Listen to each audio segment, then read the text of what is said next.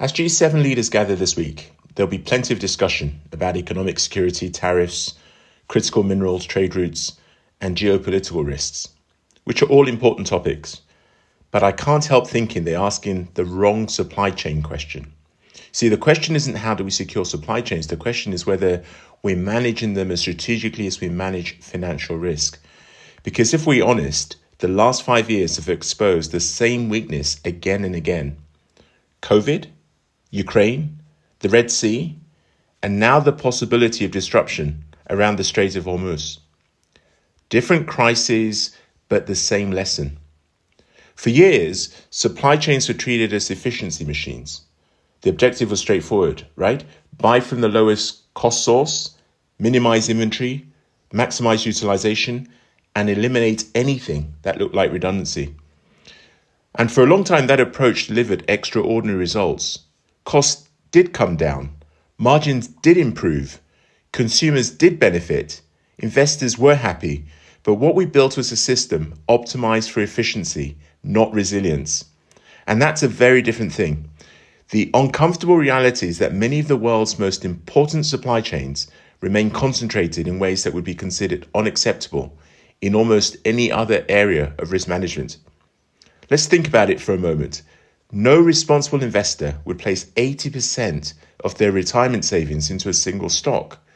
No board would accept a treasury strategy dependent on one source of funding. No CEO would deliberately design a business around a single customer. Yet we continue to tolerate extraordinary concentrations in critical minerals, semiconductor manufacturing, pharmaceutical ingredients, battery materials, and energy infrastructure. And the issue is not whether those suppliers are trusted partners. The issue, I think, is more around whether concentration is itself a challenge. Concentration creates fragility, and fragility eventually finds a way of expressing itself. Sometimes this will be through inflation, sometimes through shortages, sometimes through political leverage, and sometimes through disruption that spreads through the global economy far faster than anyone expected. And that's why I believe G7 leaders should start thinking about critical supply chains less like procurement challenges and more like investment portfolios, because fundamentally that's what they are.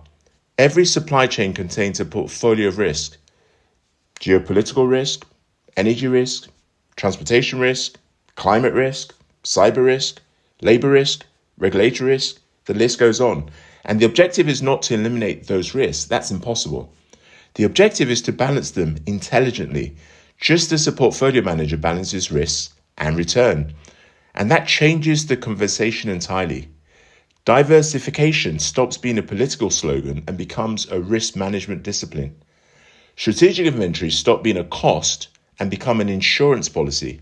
Recycling becomes an additional asset class. Alternative sourcing becomes optionality. Trusted partnerships become resilience multipliers. Viewed through that lens, some of the current debates become much clearer. The question isn't whether restoring is good or bad. The question is whether it improves the overall risk profile of the portfolio. The question isn't whether stockpiles are expensive. The question is whether the cost of not having them is greater. The question isn't whether diversification requires investment. The question is whether concentration risk has been systematically underpriced. And there is another important implication. No group of 7 countries can build resilient supply chains alone. The scale simply isn't there.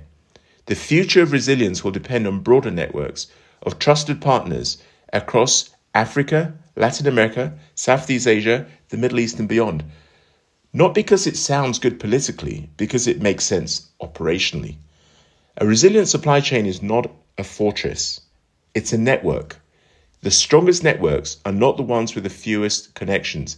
They're the ones with the greatest ability to adapt when conditions change. And that may be the most important lesson of all. For many business leaders today, resilience has become unavoidable. But resilience that has to be reinvented every time a crisis occurs isn't really resilience. Real resilience is designed into the system before disruption arrives. Which brings me back to the question I think G7 leaders should be asking. It's not how do we secure supply chains, but are we managing them as strategically as we manage financial risk? Because if the answer is no, then the next crisis isn't the real problem. It's simply the next test of a weakness we already know exists.